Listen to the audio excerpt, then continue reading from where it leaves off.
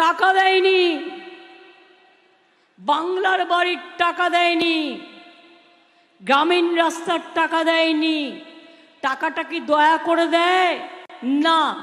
আপনারা জেনে রাখুন, এখন একটাই ট্যাক্স কালেকশন হয়, সেটাকে জিএসটি ট্যাক্স বলে। আপনারা শাড়ি কিনতে গেলেও জিএসটি ট্যাক্স কেটে নেয়, রেস্টুরেন্টে খেতে গেলেও কেটে নেয়। ওটা সেন্ট্রাল গভর্নমেন্ট নেয়, নিয়ে গিয়ে আমাদের প্রাপ্য টাকাটা আমাদের দিতে হয়। নিয়েছে কত বাংলা থেকে? 5 বছরে 6,84,000 কোটি টাকা। আর দিয়েছে কত? 4 লক্ষ সামথিং দিয়েছে, মানে 1,64,000 কোটি টাকা দেয়নি। তাছাড়াও 100 দিনের কাজের টাকা দেয়নি, বাংলার বাড়ির টাকা দেয়নি, সুস্বাস্থ্য কেন্দ্রের টাকা বন্ধ করে দিয়েছে, ফুড ডিপার্টমেন্টের টাকা বন্ধ করে দিয়েছে। আর বড় বড় কথা বলে 100 দিনের কাজে টাকা দেওয়ার টাকা নেই। আর রোজ নিজের মুখ দেখিয়ে ঘুম থেকে উঠবেন, নো গ্যারেন্টির ছবি। দুপুরবেলায় খেতে যাবেন, নো গ্যারেন্টির ছবি। সন্ধ্যেবেলায় খেতে যাবেন, নো গ্যারেন্টির ছবি। আর রাত্রিবেলায় খেতে যাবেন, নো গ্যারেন্টির ছবি। আবার বলছে আমি যতদিন থাকবো রিজার্ভেশন কাটবো না। মানেটা কি? তুমি আর থাকলে তো, আপনি তো থাকছেন না। ভোট যা হয়ে গেছে, এবং আজকেও 97টা কেন্দ্রে সম্ভবত ভোট আছে, তার মধ্যে বাংলার 10 জায়গায় ভোট আছে। জানেন, আমরা ধরে ফেলেছি। ভোট দিতে গিয়ে দেখছে মারছে তৃণমূলে, পড়ছে বিজেপির ফুলে। সঙ্গে সঙ্গে হাতে নাতে ধরে ওই মেশিন আমরা চেঞ্জ করিয়েছি। বর্ডারে গিয়ে গিয়ে কেন্দ্রীয় বাহিনী বিজেপির পার্টির টোটো লাগিয়ে জোর করে ভোট করাচ্ছিল। আর চাপড়াতেও আমরা হাতে নাতে ধরেছি। ওদের এত বড় সাহস, আমাদের একজন নেতাকে আসানসোলে 2 নেতাকে ক্যান্ডিডেট নিজে থ্রেট করছে, করে বলছে হয় আমার হয়ে ইলেকশন করো, আর তা নাহলে জেলে পচে মরো। ও বলেছে আমি জেলে পচে মরতে রাজি আছি, কিন্তু তোমার হয়ে ইলেকশন আমি করব না।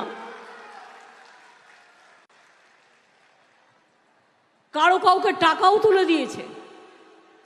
টাকার প্যাকেট কাকে কাকে দিয়েছে তার নজরও আমরা রাখছি, তার নজরও আমরা রাখছি। এদের টাকার অভাব নেই, গরিব লোককে টাকা দেয় না। 100 দিনের লোকেদের টাকা দিল না, কিন্তু 100 দিনের লোকেদের আমরা তো টাকা দিলাম, আমরা তো দিয়েছি। আর আগামী দিন আমরা কর্মশ্রী প্রকল্প বাংলা থেকে চালু করেছি। তার কারণ 50 দিনের কাজের গ্যারেন্টি আমাদের সরকার, আমাদের গ্যারেন্টি 100% গ্যারেন্টি। মোদির গ্যারেন্টি 420। 21-এর ইলেকশনের আগে বলেছিলাম আমরা যদি জিতি বিনা পয়সায় রেশন দেবো, দিচ্ছি। আমরা বলেছিলাম আমরা জিতলে লক্ষ্মীর ভাণ্ডার করব, করেছি। আমরা বলেছিলাম আমরা জিতলে আমাদের চাষি ভাইরা 10,000 টাকা করে পাবে, বছরে পাচ্ছে। আমরা বলেছিলাম 10 লাখ টাকা করে স্মার্ট ক্রেডিট কার্ড করে দেবো, করে দিয়েছি। কোনটা করিনি? আমরা যেটা বলি সেটা আমরা করি, কারণ আমরা মনে করি কথা রাখাটাই হচ্ছে মানুষের সবচেয়ে বড় যোগ্যতা এবং বিশ্বাসযোগ্যতা। আর বিজেপির কাজ হচ্ছে ভাত পা ওয়াশিং মেশিন। সবাইকে চোর বলে চোর ডাকাতগুলোকে ভাত পা ওয়াশিং মেশিনে ঢুকিয়ে দিয়ে আর সাদা করে বের করে নিয়ে আসছে। কোটি কোটি টাকার মালিকগুলো এখন ভাত পা করে, আর ভাত পায় গেলে তার 7 কুলমা। আপনাদের এখানে যিনি প্রার্থী হয়েছেন সেন্ট্রাল মিনিস্টার ছিলেন, কি করেছেন আপনাদের জন্য? কোন কাজটি করেছেন? কি করেছে? কিছু করেছে? আমি জানতে চাইছি। কিচ্ছু কাজ করেনি, শুধু ঘুরে বেরিয়েছে। আর নাগরিকত্ব দেব বলে কোথাও কোথাও টাকাও তুলেছে।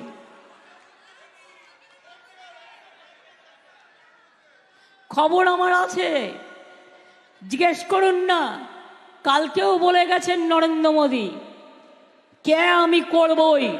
আমিও বলে রাখি, আমার সবাই নাগরিক, মতুয়া ভাই বোনদের গায়ে জোরে অধিকার কেড়ে নিতে দেব না। মনে রাখবেন, আপনাদের গায়ে হাত দেবার আগে আমার গায়ে হাত দিতে হবে। আমার জিন্দা লাশের ওপর দিয়ে মোদিকে পেরোতে হবে। এত সস্তা নয়। আপনারা সবাই নাগরিক।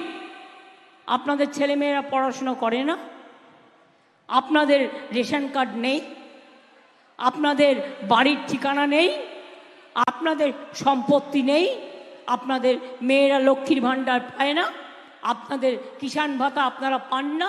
কেউ রিক্সা চালায়, কেউ টোটো চালায়, যে যার মতো কাজ করে, এটা তাদের অধিকার কাজ করবার। কিন্তু তুমি কে বলবার যে কে আমি করবই? তার আগে তো ঘেচাং ফু। 3টে দফা ভোট হয়েছে, মুখটা চুপসে গেছে। আরে শুনে রাখো, আমি তো আজকেরটা এখন কাউন্ট করতে পারবো না, কারণ রাতি হয়ে গেলে তারপরে। 3টে দফা যা হয়েছে তাতেই কুপকাত হয়েছে, এপাশ ওপাশ ধপাস হয়েছে। বলেছিল না, इस बार 400 पार, 200 ही नहीं पार होगा तो 400 कैसे पार होगा। এবার পগার পার হবে, পগার পার।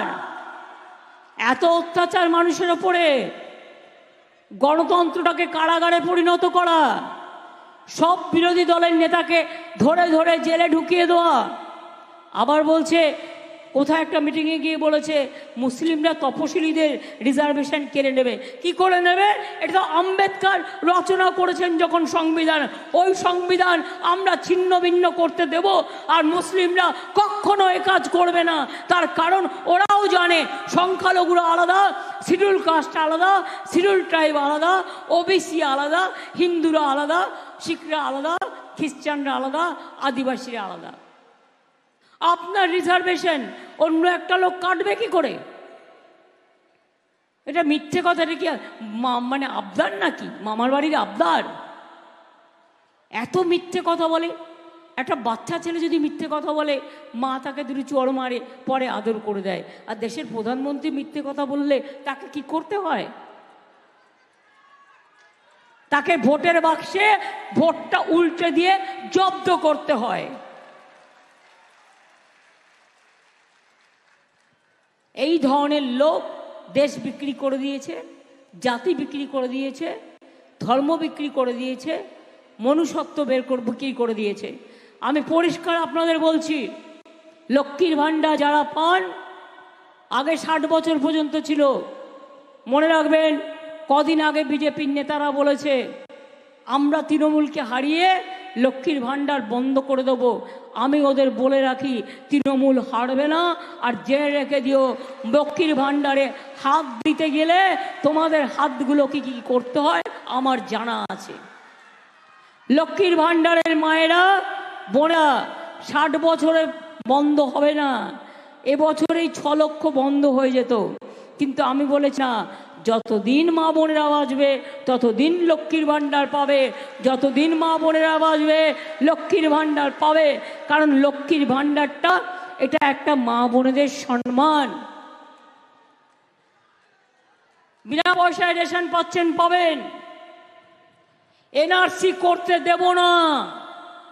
আসামে 19 লক্ষ হিন্দু বাঙালিকে বাদ দিয়েছিলেন, মুসলিমদের তো দিচ্ছেনি, ওদের তো কন্টিনিউয়াস গালাগালি দেন। হিন্দু বাঙালিদেরও বাদ দিয়েছিলেন। এতই যদি হিন্দু হিন্দু করেন তো হিন্দু বাঙালিদের বাদ দিলেন কি করে? মতুয়াদের প্রতি যদি এত ভালোবাসা, তাহলে কেন নিঃশর্ত দিচ্ছেন না অধিকার? কেন আপনি এম্পাওয়ারমেন্ট গ্রুপ করেছেন? কেন বলছেন ফর্ম ফিল আপ করে বাবা মায়ের সার্টিফিকেট বাংলাদেশ থেকে নিয়ে এসো? আমাকে যদি বলে তোমার বাবা মায়ের সার্টিফিকেট নিয়ে এসো। আমি জন্মদিনই জানি না, তো সার্টিফিকেট কোথা থেকে নিয়ে আসবো? বলুন সত্যি কিনা? মৃত্যু দিবসটা জানি, কিন্তু জন্মদিবস জানি না। আজকে যদি আপনাকে বলে 50 বছর আগেকার সার্টিফিকেট নিয়ে আসুন, পারবেন নিয়ে আসতে? আপনাদের একটা কাজ করুন, আপনাদের যিনি বিজেপির প্রার্থী হয়েছে তাকে বলুন তুমি প্রথম অ্যাপ্লাই করো। তুমি কেন অ্যাপ্লাই করছো না? কারণ বিদেশি হয়ে যাবে। নিজের বেলায় আটি সুটি, পরের বেলায় দাঁত কপাটি, তাই তো? নিজে করবে না, নিজে করলে বিদেশি হয়ে যাবে। তা আপনি কেন করবেন? কেউ জমা করেনি, দুজন বাইরের লোককে নিয়ে এসে সারা ভারতবর্ষে জমা করেছে। কেউ করেনি, তার কারণ যারা আইনটা জানে, যারা দেখেছে, তারা দেখেছে যে এরা কি ডেঞ্জারাস। তাই এনআরসি আমরা করতে দিচ্ছি না। কে আমরা মানি না, নিঃশর্তে করলে করুক, আমার কোনো আপত্তি নেই। নিঃশর্ত অধিকার। আপনার কি করার দরকার? আগে নাগরিকত্ব রাজ্য সরকার দিত, জেলার ডিএমকে ইন্টারেস্ট করুন, ডিএমরা দিয়ে দেবে যখন যাকে প্রয়োজন মনে করবে। আমেরিকাতে কেউ থাকলেও 10 বছর থাকলে সে একটা গ্রিন কার্ড পায়। তাহলে কেন আপনি উল্টো নিয়ম করছেন? তাই মনে রাখবেন, এটা ভয়ঙ্কর চক্রান্ত। আর একটা চক্রান্ত করেছে ইউনিফর্ম সিভিল কোড, যেটা হচ্ছে সংখ্যালঘুদের কোনো অস্তিত্ব থাকবে না, ওবিসিদের কোনো অস্তিত্ব থাকবে না, তপশিলীদের কোনো অস্তিত্ব থাকবে না, আদিবাসীদের কোনো অস্তিত্ব থাকবে না, হিন্দুদেরও কোনো অস্তিত্ব থাকবে না। শুধু one nation, one political party leader. বিজেপির কিছু গুন্ডা, কিছু মাফিয়া আর কিছু লুটেরা বাহিনী। ভারতবর্ষে ইলেকশন আর হবে না। মোদি যদি আসে আর কোনোদিনও ভারতবর্ষে ইলেকশন হবে না। ভারতবর্ষের গণতন্ত্রটাকে শেষ করে দেবে, সংবিধানটাকে খেয়ে নেবে, হজম করে নেবে। ইতিহাস বদলে দিয়েছে, ভূগোল বদলে দিয়েছে, শিক্ষা বদলে দিয়েছে, চরিত্র বদল করে দিয়েছে, আমাদের দেশের সম্প্রীতির কাঠামো চরিত্র বদল করে দিয়েছে। তাই মনে রাখবেন, আর মোদি নয়। আরে দিদি তো তোমাদের সাথে এখানেও আছে, দিল্লিতেও মোদি নয়। দিদি যেটা করবে সেটা হচ্ছে ইন্ডিয়া জোটকে ওখানে ক্ষমতায় এনে দেবে। আমরা এখান থেকে হেল্প করব, আমরা সবাইকে একসাথে নিয়ে ইন্ডিয়া জোটই জিতবে। কালকে পর্যন্ত আমাদের কাছে যে হিসেব আছে তাতে ওরা বড় জোর 190 থেকে 195, আর ইন্ডিয়া জোট 315 ইতিমধ্যেই ক্যালকুলেশন করেছে, 3-4টে পার্টি বাদ দিয়ে এখনো। কাজেই মোদি আসছে না, স্লোগান তুলতে হবে, अली गली में शोर है, बीजेपी चोर है। अली गली में शोर है, 420 चोर है।